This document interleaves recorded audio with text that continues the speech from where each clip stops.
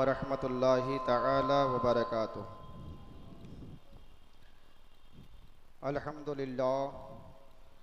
अल्हम्दुलिल्लाहि हुवल फ़िक़्हुल अकबर वल जामिउल कबीर लि ज़ियादति फ़ैज़िहिल मबसूतिद दुररिल गुरर बिहिल हिदायतु व मिनहुल बिदाया व इलैहिन निहाया बिहम्दिहिल विक़ाया व नुक़ायतुद दिराया व ऐनुल इनाया व हुस्नुल किफ़ाया वस्सलातु वस्सलामु अलल इमामिल आज़मिल लिरसुलिल किराम मालिकी व शाफ़िई अहमदल कुराम यक़ूलुल हुस्नु बिला तवक्कुफ़ मुहम्मदुनिल हसन अबू यूसुफ़ फ़इन्नहुल अस्लुल मुहीत लिकुल्लि फ़ज़लिन बसीतिन व वजीदिन व वसीत व अला आलिहि व सहबिहि अजमईन।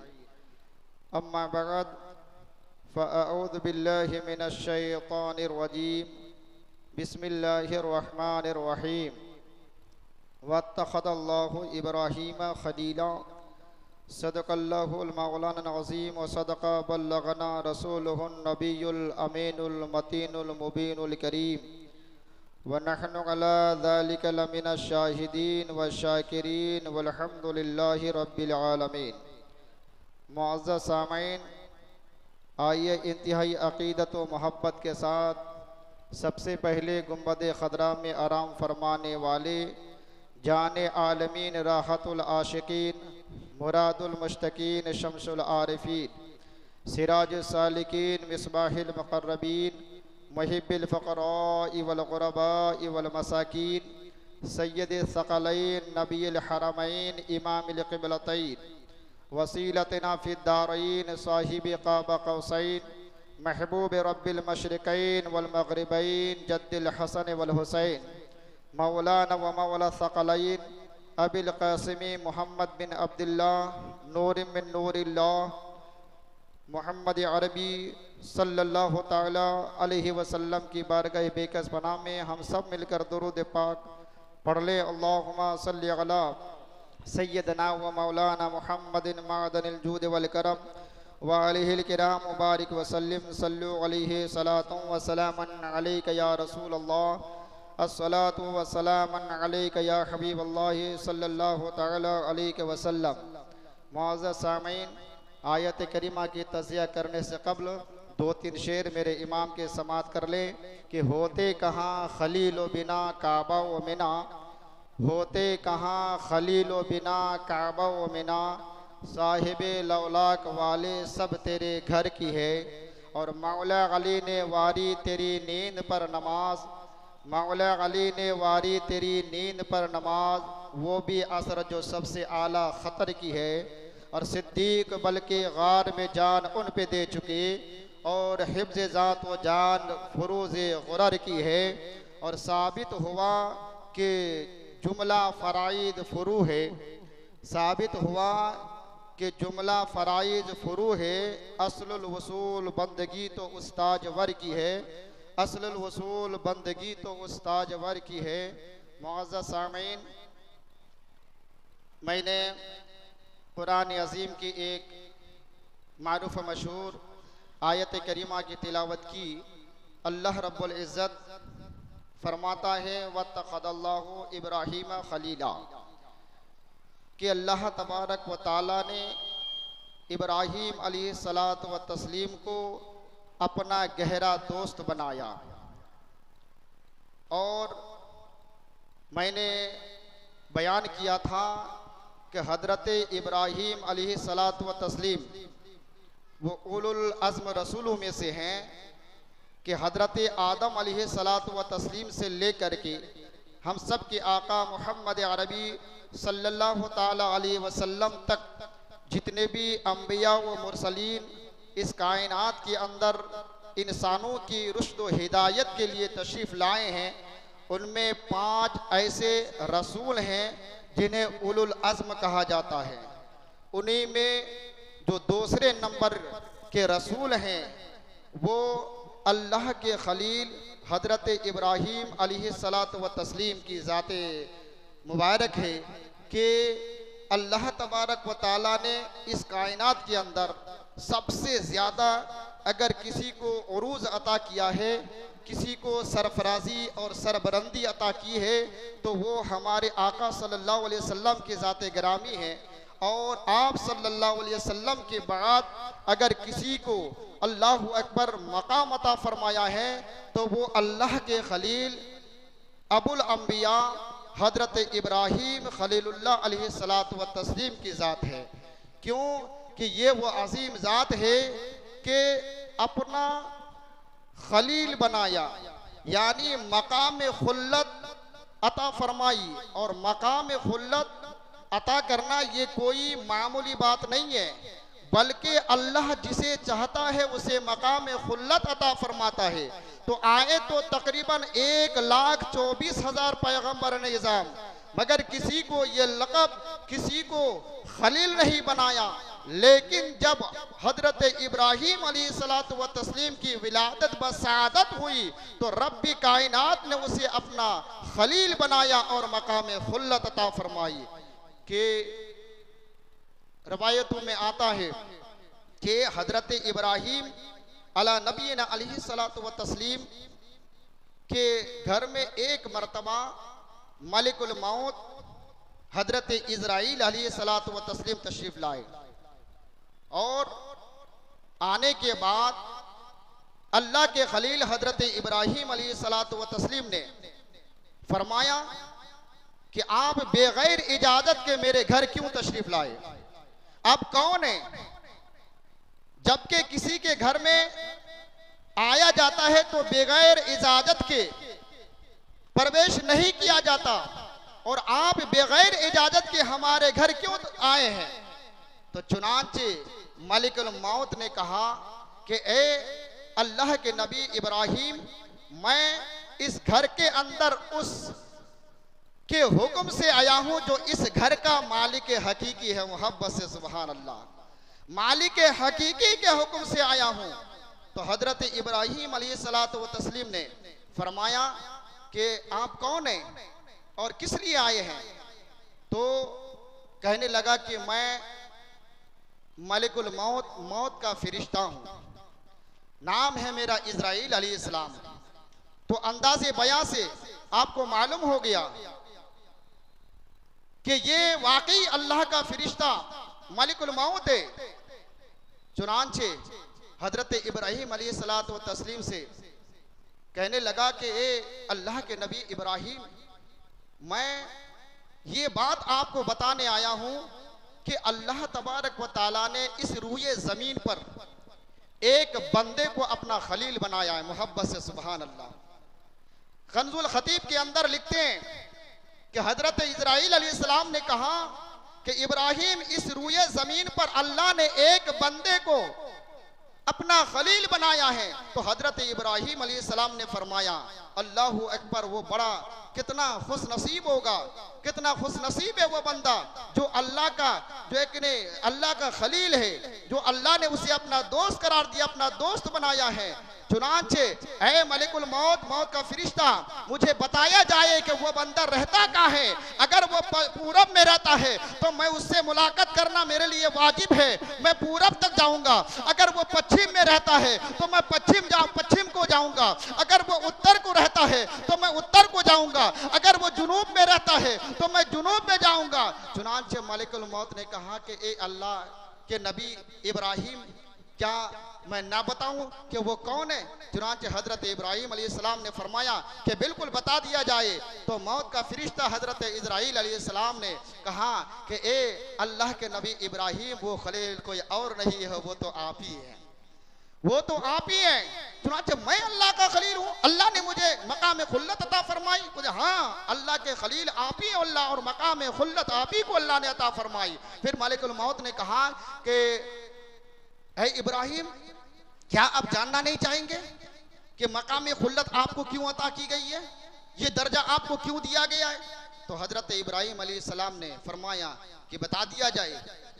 तो हजरत इज़राइल अलैहिस्सलाम ने कहा कि उसकी चंद वजह हैं, और उन चंद वजहों में से एक वजह यह है कि आपके पास कोई भी आए, अपना आए या बेगाना आए, काफिर आए या मुसलमान आए, कोई भी आए, आप उसे खाली हाथ जाने नहीं देते मोहब्बत से। सुभान अल्लाह। आप बड़े ही अच्छे अखलाक से पेश आते हैं। और दूसरी वजह ये कि मकाम खुल्लत अता करने की वजह कि आप मेहमानों की मेहमान नवाजी करते हैं मोहब्बत से। सुभान अल्लाह। यही वजह है। तो मैं बताना ये चाहता हूं कि हजरत इज़राइल अलैहिस्सलाम हजरत इब्राहीम अलैहिस्सलात व तस्लीम के घर आए और लिबासे बशर में आए, लिबासे हकीकी में नहीं, लिबासे बशर में आए।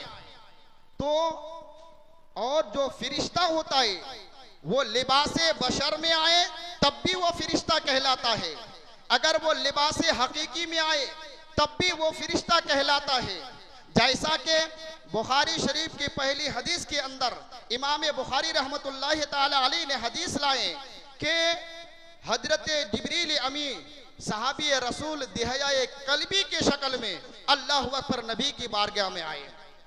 जैसा कि सहाबा बयान करते हैं कि तालीम के लिए, ताकि हम दीन की तालीम को सीखे, तो सिदरा के मकी जिब्रील अमी लिबास बशर इंसानी शक्ल में नबी की बारगाह में आते और इस्लाम के बारे में पूछते, ईमान के बारे में पूछते, अखलाक के बारे में पूछते, क़यामत के बारे में पूछते। और जब वो चले जाते, मेरे नबी फरमाते, मेरे सहाबियों पता है कि वो जाने वाला इंसान कौन है? अल्लाहु अकबर। सहाबा किराम का जवाब यही होता कि अल्लाह और उसके रसूल जाने। चुनांचे मेरे नबी फरमाते वो आने वाला कोई और नहीं बल्कि वो जिब्रील अमी थे, वो जिब्रील अमी थे। मगर ताज्जुब की बात है कि इस हदीस को हर कोई रिवायत करता, बयान करता है कि इंसानी शक्ल में जिब्रील आए, इंसानी शक्ल में इब्राहिम के दरबार में इस्राइल अलैहिस्सलाम आए। हर कोई मानता है कि इंसानी शक्ल में आए। लेकिन अफसोस ये है कि नबी पाक सल्लल्लाहु ताला अलैहि वसल्लम की अजमत के मुतालिक न जाने क्या क्या बकते हैं कि वो तो अल्लाह के नबी अगर वाकई नूर है तो नूर ने लिबासे बशरियत को कैसे इख्तियार किया, लिबासे इंसान को कैसे इख्तियार किया। और जबकि आका अलैहिस्सलाम की हदीस पाक है कि मेरे 4 वजीर है, जमीन पर 2 वजीर है और आसमानों पर 2 वजीर है। जो वजीर आसमानों पर है वो जिब्रील अमी और मिकाईल अलैहिस्सलाम हैं, और जमीन पर जो वजीर है वो अबू बकर व उमर है। तो नबी ये बता रहे हैं कि मेरा वजीर आसमानों पर भी है, मेरा वजीर जमीन पर भी है। कोई ये ना कहे कि नबी की हुकूमत सिर्फ जमीन पर है, कोई ये ना कहे कि नबी की हुकूमत सिर्फ आसमानों पर है। नबी ने चारों वजीरों का नाम बता करके दुनिया वालों को एक मिजाज दे दिया कि बादशाह की हुकूमत, आम बादशाह की हुकूमत जहाज तक होती है, वहां पर उनका कार्य करता रहता है, वजीर होता है। तो नबी ने आसमानों पर अपना वजीर रख करके बता दिया कि ये आने वाला कोई आम बशर नहीं है, बल्कि जिनकी हुकूमत आसमानों पर भी होती है, जमीन पर भी होती है, जमीन पर भी होती है। अफसोस की बात यह है कि जो वजीर है, वजीर अगर लिबास हकीकी को छोड़ करके लिबास बशर में आए तो तस्लीम किया जाता है। तो ये जब वजीर ये लिबास इंसान को ये इख्तियार कर सकता है तो फिर मालिक उसका आलम क्या होगा? क्या वो लिबास बशर में नहीं आ सकते? लिबास बशर में नहीं आ सकते? तो आप तोते की तरह ये रट लगाना कि कुल इन्नमा अना बशरुम की तशरीह ये करना कि नबी हमारी तरह है, कि नबी खाते पीते जैसे हम भी खाते पीते हैं, नबी शादी ब्याह करते हैं तो हम भी शादी ब्याह करते हैं, ये रट लगाना ये गलत फहमी है। कहीं ऐसा ना हो कि ईमान से अल्लाहु अकबर वो हाथ धोना बैठे कि नबी ये नूर है।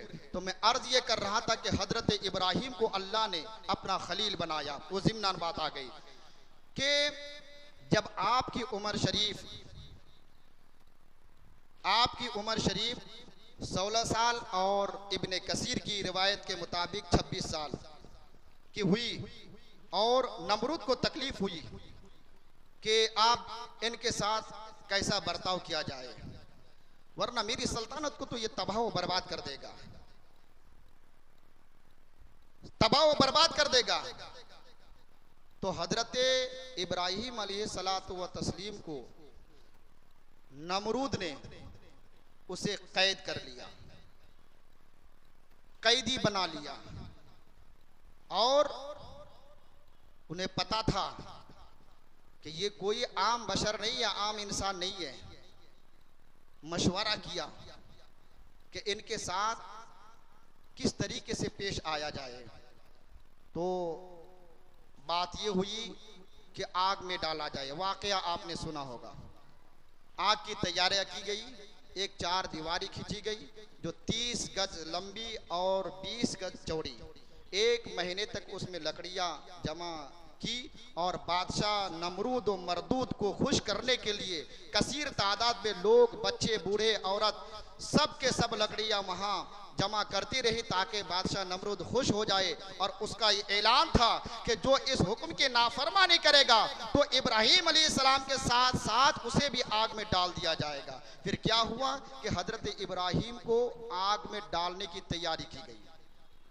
और कैसे डाला जाए, उसकी तपीश का आलम यह था कि उसकी जो शोले थे ये आसमान उससे बात कर रहे थे। उसके इर्द गिर्द के जितने भी बस्तियां थी सब परेशान थे उसकी तपिश की, उसकी हरारत की वजह से। चुनांचे एक शख्स एक रवायत के मुताबिक ने मिनजनिक का तरीका बताया, मिनजनिक के जरिए से। और ये बनाना का तरीका सबसे पहले ये शैतान जो इंसानी शक्ल को इख्तियार करके बूढ़े की शक्ल में आकर के बनाने का तरीका बताया। और इसको पता क्या चला तो ये जब जन्नत में रहता था, झूले में बैठ करके झूला झूलता था, और जब फिरिश्तों का हेड मास्टर था उस वक्त ये जन्नत में देखा था। जब कोई चीज दूर में फेंका जाए तो फेंकने के लिए मिनजनिक का इस्तेमाल किया जाता है। तो ये बताया और बताने के बाद क्या किया कि जब हजरत इब्राहीम अलैहिस्सलाम के जिसमें अतहर से लिबास उतार लिए गए, अल्लाहु अकबर, और उस मिंजरिक में बैठा दिया गया। और जब वो रस्सी सारे लोग मिल करके खींचने लगे तो अब सारी कोशिशें, सारी ताकतें रायगा होती हुई नजर आ रही है। अब क्या बात है, खींचा नहीं जा रहा है। चुनांचे वो इब्लीस फिर इंसानी शक्ल में आता है और आकर के कहता है कि ऐसे नहीं, आप लोग क्या पूरी कायनात के जितने भी नमरूदी हैं सारे लोग मिल करके इस रस्सी को अगर खींचने की कोशिश करे, कोई खींच नहीं सकता। मारिजुन नबुव्वत के अंदर लिखते हैं कि जब वो खींचने की कोशिश के खींच नहीं सकते, लिहाजा तरीका ये है कि हर घर से चंद औरतें आए और अपने जो है कि शरीर से, अपने बदन से वो 2 पट्टे को उतार दे। चुनांचे जब सारी औरतें आई और आने के बाद जब वो खींचने की कोशिश की तो वो खींचा गया और हजरत इब्राहीम अलैहिस्सलाम को आग में डाल दिया गया। तो ये पता ये चला कि ये शैतान ने ये बताया कि जहां पे लोगों की, मर्दों की ताकतें फेल हो गई उसकी वजह क्या थी। तो शैतान ने बताया कि वजह उसकी ये थी कि इधर से इंसानी ताकत और दूसरी तरफ फिरिश्ते, अल्लाहु अकबर, फिरिश्ते अपनी ताकत से खींच रहे थे। और फिरिश्तों की ताकत के आगे इंसानी ताकत नहीं चल सकती। लेकिन जब औरतें आई और अपने जिस्म से 2 पट्टे उतार दिए गए तो जहां पे अल्लाहु अकबर बेहयाई होती है वह रहमत के फिरिश्ते हुआ नहीं करते। अल्लाहु अकबर, फिरिश्ते चले गए और ये काबू आ गए, गालिब आ गए और हजरत इब्राहीम अलैहिस्सलाम को आग में फेंक दिया गया, आग में डाल दिया गया। चुनांचे होता क्या है कि आग में गिरने से पहले फिर हुक्म इलाही ये आता है कि जिब्रील जाओ, मेरा जो खलील है उसको आग में डालने की तैयारी की जा रही है। तो पहले तो जब मिंजानिक में बैठाया गया था तो हजरत मिकाईल अलैहिस्सलाम आए। आने के बाद कहने लगे, ए अल्लाह के खलील, आप कहे तो मैं अपनी ताकत लगाऊं, आग को बुझा दूं। आग का फिरिश्ता आया, पानी का फिरिश्ता आया, हवा का फिरिश्ता आया, बहुत सारे फिरिश्ते आए और कहा कि हुजूर अगर आपकी इजाजत हो तो मैं सबको बर्बाद कर दूं। अल्लाहु अकबर। हजरत इब्राहिम ने फरमाया नहीं, अल्लाह अकबर। आखिर में जब सिदरा के मक्की जिब्रील अमी आए और आने के बाद कहा कि ए अल्लाह के खलील, आप हुक्म करे, मुझे इजाजत दे अल्लाह अकबर के आग को एक पर मार करके बुझा दूं। हजरत इब्राहिम अलैहिस्सलाम ने फरमाया कि नहीं, मुझे तेरी कोई जरूरत नहीं है। दोबारा कहा कि ए अल्लाह के खलील, आपको पता है कि मैं तमाम फरिश्तों का हेड मास्टर हूँ, तमाम फरिश्तों का सरदार हूँ, और मेरी रसाई तो वहां तक है जहां तक किसी की रसाई नहीं हो सकती है। चुनांचे हजरत इब्राहिम अलैहिस्सलाम ने फरमाया मुझे तेरी कोई जरूरत नहीं है। चुनांचे हजरत जिब्रील अलैहिस्सलाम ने फिर अर्ज किया कि ए अल्लाह के खलील, अगर मेरी कोई जरूरत नहीं है तो उस रब की पनाह लीजिए, उस रब से कहिए कि ताकि वो तेरी मदद करे। चुनांचे हजरत इब्राहिम जो अल्लाह के खलील है, जवाब ये था कि नहीं, वो मेरा रब अल्लाह अकबर यालमहु बिहाली, वो मेरे हाल से अच्छा खासा जानता है, वो हर चीज को जानता है, वही मेरे लिए काफी है। अल्लाह अकबर इतना कहना था कि आग के अंदर जैसे ही डाला गया फिर हुक्म ये होता है, कुलना या नारो कूनी बरदन व सलामन अला इब्राहिम, ए आग इब्राहिम पर गुले गुलजार बन जा, आग सलामती के साथ ठंडी हो जा। मारिजुन नबूवत के अंदर मुल्ला मोइन काशिफी लिखते हैं, अल्लाह अकबर, अगर अल्लाह तबारक व तआला सलामती के साथ ठंडे होने का हुक्म ना देता तो आग इतनी ठंडी हो जाती कि नुकसान पहुंचा सकता था।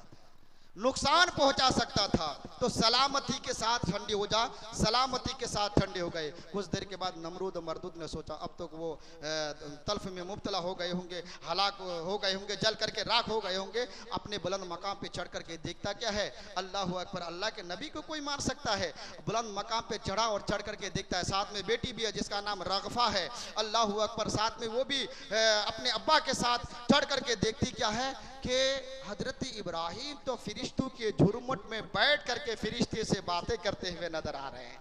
वो बातें कर रहे हैं, ईमान हो तो ऐसा हो, चुनांचे बातें करते हुए नजर आ रहे हैं।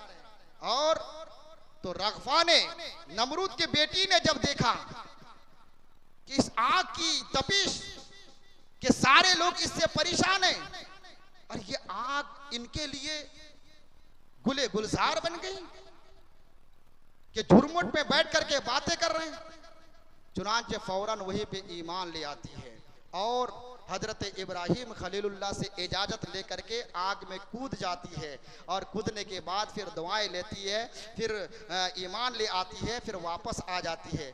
चुनांचे नमरूद के घर में जब आती है तो नमरूद को तकलीफ हुई, चीड़ हुई, और चुनांचे वाक़या बयान किया कि इब्राहिम, वाकई जो इब्राहिम का जो दीन है वही हक पर है। अब्बा जान, आपको भी चाहिए कि उस नबी का कलमा पढ़ करके उनके दीन में दाखिल हो जाएं। चुनांचे तकलीफ हुई और अपनी बेटी को तरह तरह की सजाएं देने लगे और इतनी तकलीफें दी गई, अल्लाह पर रेत में आपको लेटा करके उसके ऊपर से जो कोड़े बरसाए गए। लेकिन ये पहचान है, ये हदीस जिब्रील है और बुखारी शरीफ की पहली हदीस है कि इसके अंदर लिखा गया है कि जो भी किसी नबी पर कोई अल्लाह का बंदा ईमान ले आता है फिर अपनी जान देने की परवाह नहीं करता, दीन से फेरता नहीं है। चुनांचे जब बाहर आए हजरत इब्राहिम अलैहिस्सलाम 26 साल या 16 साल के उम्र में, तो कहा गया उसका जो चचा अबू क्या कहते हैं आज़र जो चचा था वो कहने लगा, नमरूद पता है कि इब्राहिम अलैहिस्सलाम आग में जले नहीं, मेरी वजह से जले। इतना कहना था, अल्लाह पर उसी आग की एक चिंगारी ऐसी निकली कि वो तहस-नहस हो गया, आज़र मारा गया।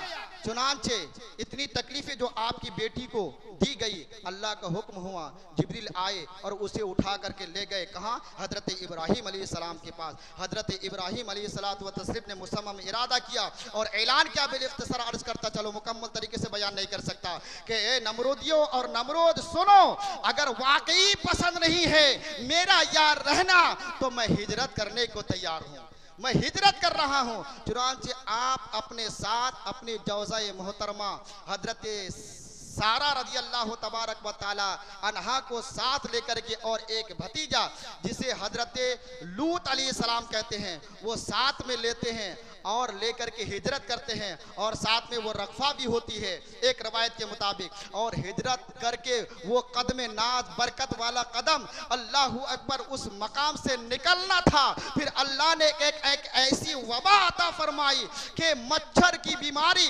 अल्लाहू अकबर, इतने सारे मच्छरों को अल्लाह ने पैदा किया कि जितने भी मुखालिफीन थे, अल्लाहू अकबर, नमरूदी थे, हर एक को इतने जोर जोर से काटना शुरू किया कि मारने पर भी वो मच्छर मरता नहीं, क्योंकि वो अजाब इलाही था।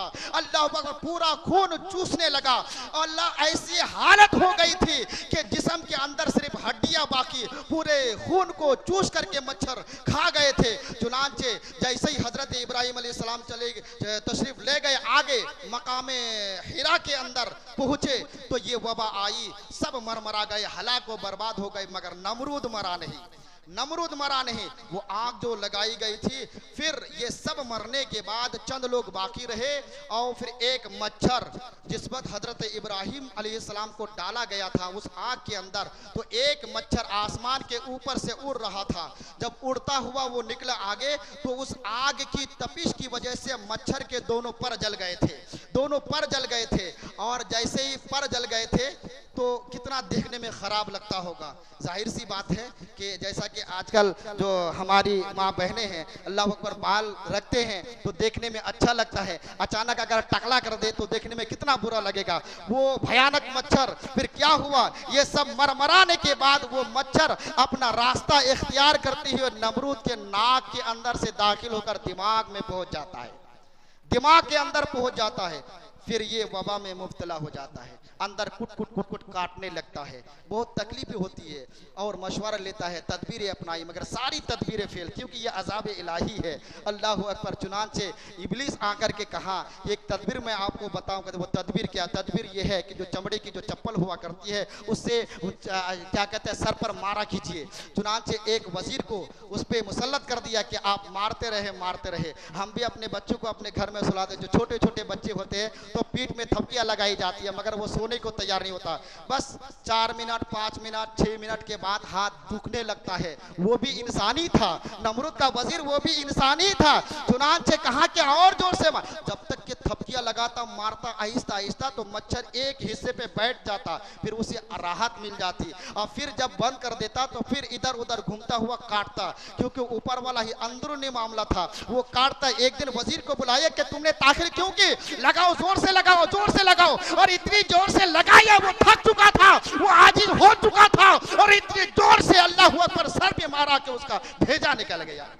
और ऐसे ही वो नमरूद की मौत हुई। फिर हजरत इब्राहिम अलैहिस्सलातु व तस्लीम मकाम हिरा से कुछ दिन ठहरने के बाद फिर पहुंचते कहाँ है? मिस्र पहुंचते हैं। और मिस्र वहाँ जाने से पहले वहाँ का एक बहुत ही बड़ा जालिम बादशाह था, जालिम बादशाह था। और ऐसा जालिम बादशाह था, उन्होंने ये ऐलान कर रखा था कि जो भी नई जो भी दुल्हन हो शादी करे और इस रास्ते से मेरे इलाके से गुजरे तो उसे पकड़कर मेरी दरबार में लाया जाए। अगर अच्छा लगता तो फिर वो उसे अपने पास रख लेता। हजरत सारा नबी की बीवी है, अल्हम्दुलिल्लाह, कितने निहायत हसीन और जमील है। अल्लाह पर कम सिन्ने की उम्र में जब दोनों पहुँचते हैं तो बादशाह को इत्तला दी गई और बादशाह ने हुक्म दिया कि बुलाया जाए। और जैसे ही देखने बुलाया गया दरबार में और बादशाह की नजर हजरत सारा पर पड़ती है तो वो फरेफ्ता हो जाता, आशिक और दीवाना हो जाता है।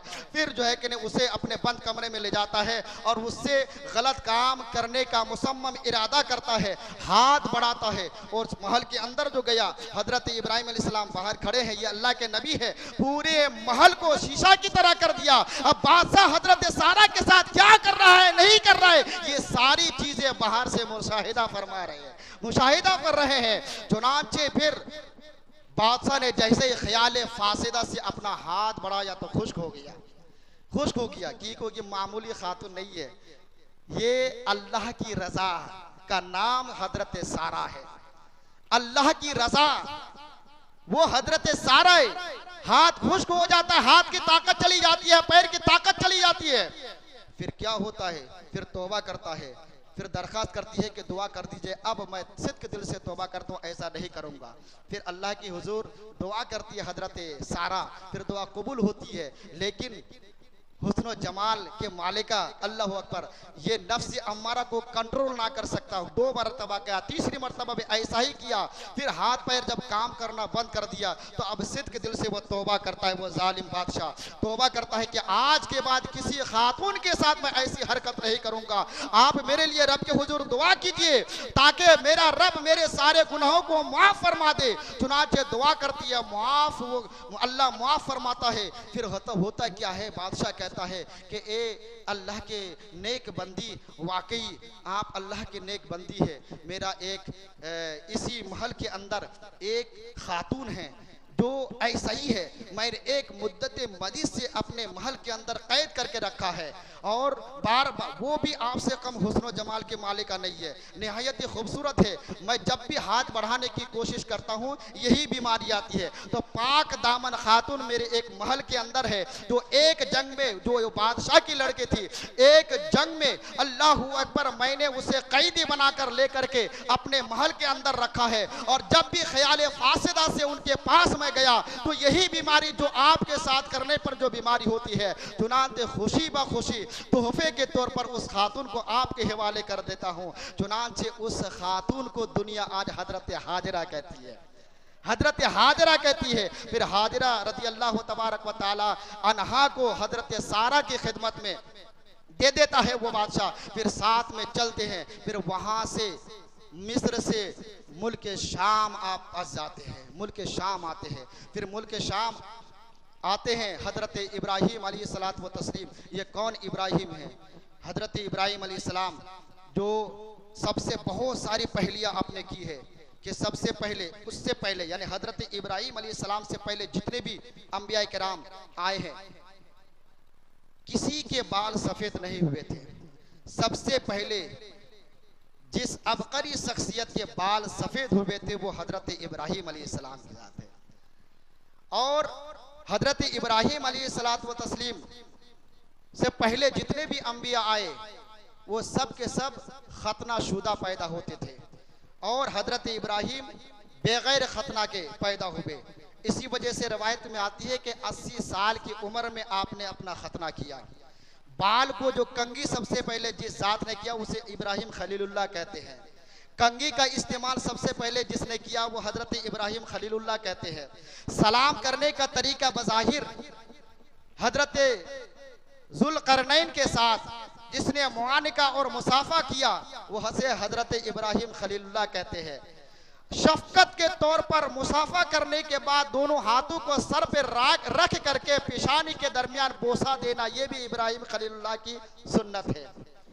और सबसे पहले बालों में जो मेहंदी का खिजाब लगाया वो कोई और नहीं, वो हजरत इब्राहीम खलीलुल्लाह है। खुतबे सबसे पहले जिसने दिए ये हजरत इब्राहीम खलीलुल्लाह है। हजरत आदम से लेकर के हमारे आका करीम सल्लल्लाहु अलैहि वसल्लम तक सबसे पहले जिसने हिजरत की अपनी बीवी के साथ वो भी हजरत इब्राहीम खलीलुल्लाह है। चुनांचे बेशुमार पहलियां आपने की जो उन सारी सुन्नतों को नबी पाक सल्लल्लाहु अलैहि वसल्लम ने पसंद फरमाया और उसे सुन्नत करार दिया गया है। तो इंशाअल्लाह